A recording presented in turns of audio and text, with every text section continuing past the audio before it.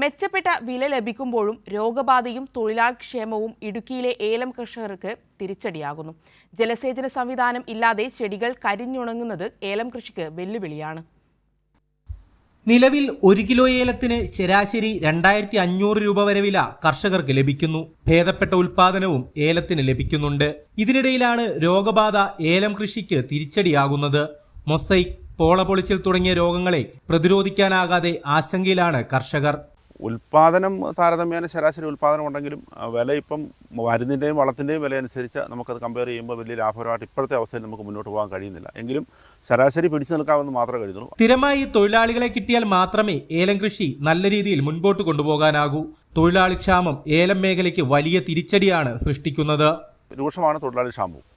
എത്രമാത്രം ഉൽപ്പാദിപ്പിച്ചെടുത്താലും തൊഴിലാളി ക്ഷാമം ഭീകരമാണ്. കാരണം ഇതിൻ്റെ മറ്റെല്ലാ വിളകളും പോലല്ല, ഏലം കൃത്യമായി ആ സമയത്ത് പറിച്ചെടുക്കുക, അത് സംസ്കരിച്ചെടുക്കുക എന്നൊരു ഭയങ്കര വെല്ലുവിളി എന്നൊരു സാഹചര്യമാണ് ഇപ്പോൾ ഉള്ളത്.